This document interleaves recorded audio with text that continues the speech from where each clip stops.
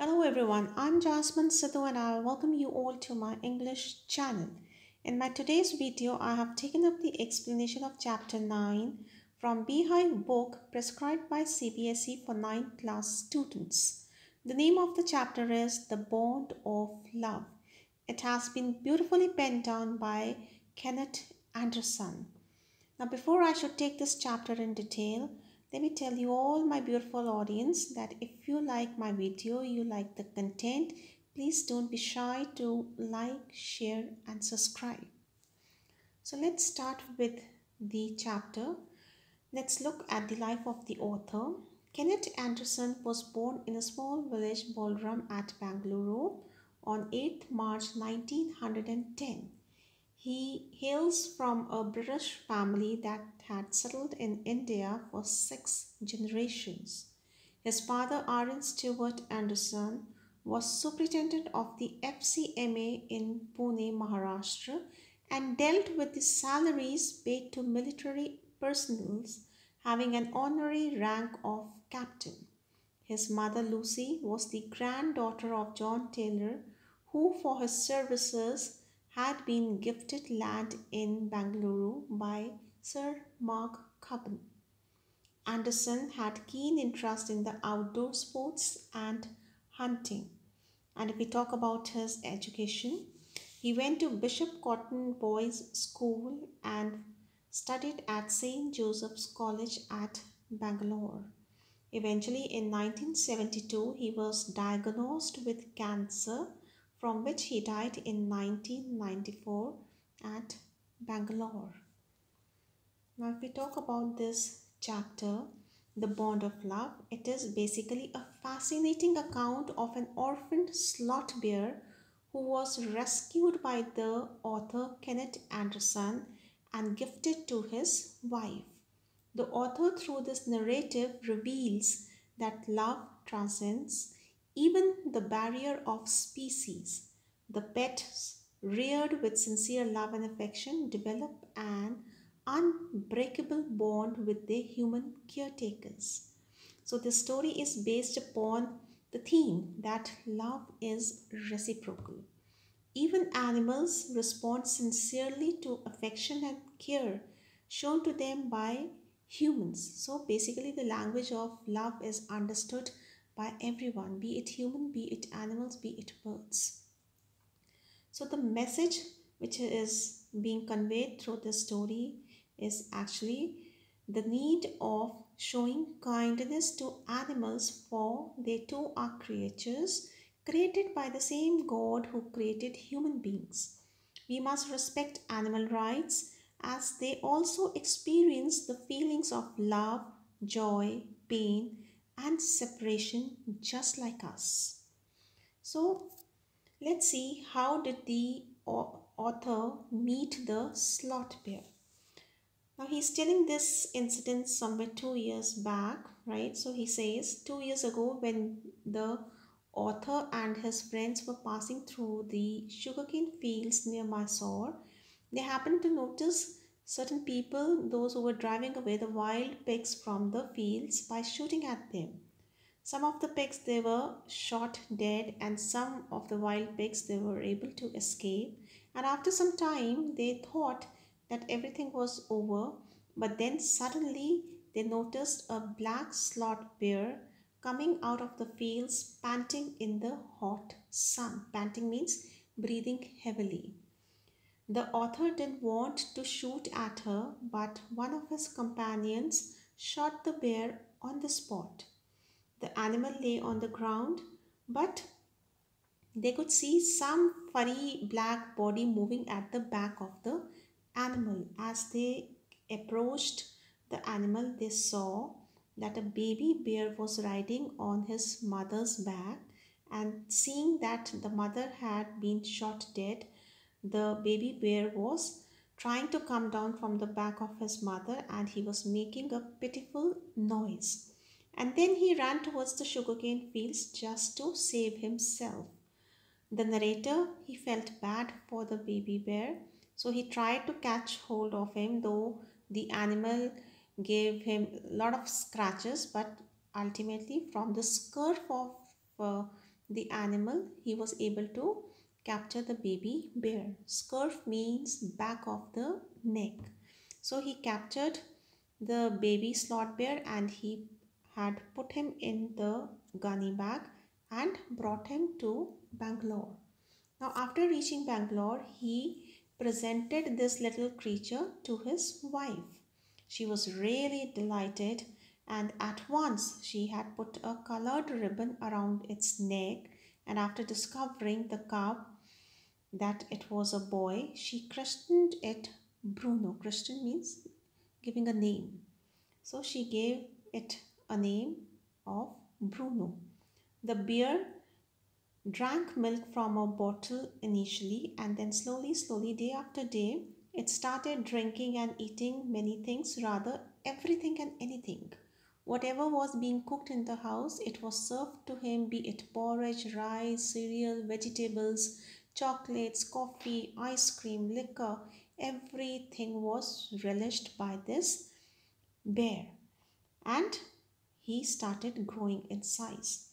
The author was having two Alsatian dogs in his house, and they were the children of the tenants, as they had a huge bungalow. So they have rented some part of the bungalow, and the tenants, they were having two children. So Bear became very friendly with the Alsatian dogs, with the children in the house, and he loved staying in that house. And then one fine day, an accident befell on him. Now, what was the accident? The accident was actually the author had put down some poison in the library to kill the rats. The name of the poison is barium carbonate. So, at that time, the author, neither his wife, they couldn't realize that Bruno is unchained. He could accidentally eat the poison, and exactly the same happened. Bruno, he entered the library slowly and he ate some of the poison. As a result, he suffered from a stroke of paralysis. He was not able to move his body, but somehow he managed to drag himself to the author's wife, and his condition was deteriorating and he was vomiting and breathing heavily. On seeing this condition of Bruno, the author's wife, she screamed, and immediately the author came there. They saw Bruno and they took him to the veterinary doctor. Now, in the veterinary doctor's clinic, he fiddled through the pages of the medical book and he was able to find an antidote, and he administered 10 cc of antidote into Bruno's body intramuscularly. The injection was given into the skin. The condition didn't improve. Then another 10 cc of injection was injected, and after 10 minutes they could see that Bruno was able to breathe with little ease. And then after 30 minutes he ate his food, and eventually Bruno was fine. Following this incident, another incident happened, and what was it actually? They had kept a gallon of old engine oil in the garage, basically to kill termites in the house. And Bruno, he drank that gallon of engine oil which was taken out from the Studebaker car, but thankfully this time nothing happened. He was all right after drinking a gallon of the engine oil. But it was a signal to the family that Baba has actually grown and he is unpredictable.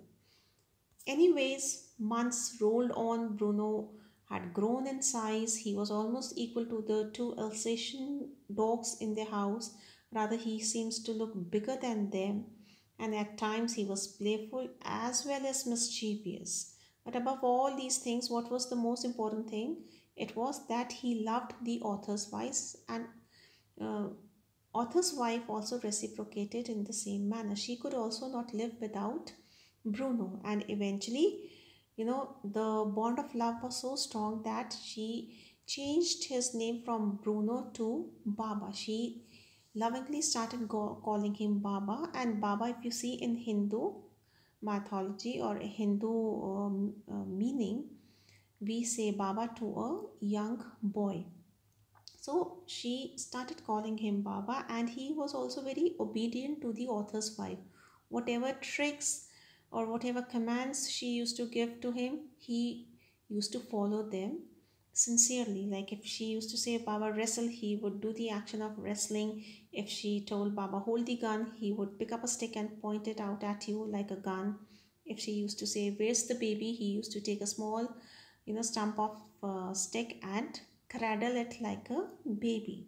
So that's why, he was very lovable to the author's wife. But one thing was very clear: as the animal was growing in size, it was actually becoming scary for the children, those who were living in the house, and due to that, he had to be chained almost all the time. Then the author and his son, rather the friends around her, they started advising her that they should send Baba to zoo at Mysore, as he was becoming big in size and he cannot be kept in the house, and being a huge animal, he cannot be chained in one room.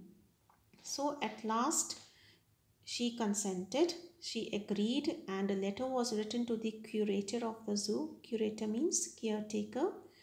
And the zoo authorities, they sent a cage from Mysore, and in a lorry, Baba was put in that cage and packed off in that lorry. But all of them missed Bruno greatly, especially the author's wife. She was inconsolable. She initially did not eat anything, and then she started writing letters to the curator of the zoo that how was Baba, how was he doing there, and the replies which she used to get was very depressing, because curator also told that the way you are missing him, he is also missing you. He refuses to eat and he is growing thin. But that didn't satisfy her, so she started requesting her friends, whosoever was making a trip to Mysore, she used to request them that you please go and see Baba, how is he? And when they used to come back, they reported that he was well but looked very thin and sad. So the author's wife, she was becoming really restless, and the author, he was able to stop his wife to visit to the zoo for 3 months, but then eventually one fine day, the author's wife, she announced that whether you're going to take me or no, either I'll board a bus or I'll go by train, but I will go to Mysore to meet Baba. And eventually the author, he agreed, and he took his wife to Mysore to meet Baba. Though the friends, they all had predicted, they have conjectured that Baba would not recognize you. But still, that faith in her heart was there. And when she actually reached over there and Baba saw her, he recognized her. He stood on his head with happiness, and she also ran up to him, petted him, and Baba was very happy to have her back.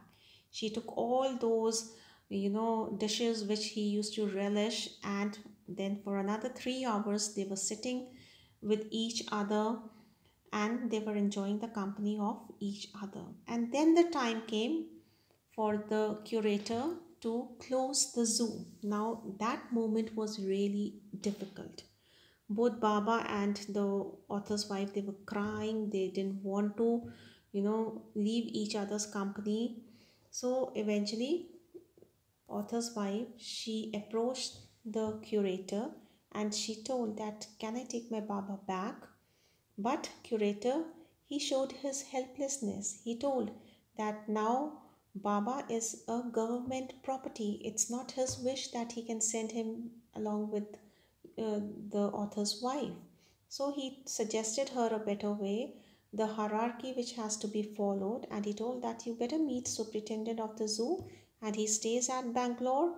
You have a word with him, and if he allows, then maybe we can give you Baba back. So this lady now, she again from Mysore came back to Bangalore.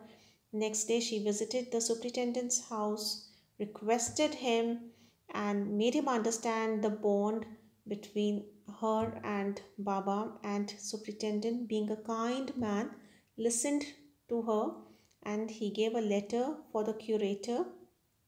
And then again this lady, she went back to Mysore with the letter, handed over the letter to curator, and finally he provided a cage for Baba to be transported back to Bangalore, and he was brought back to Bangalore. Now, finally, he was at his house.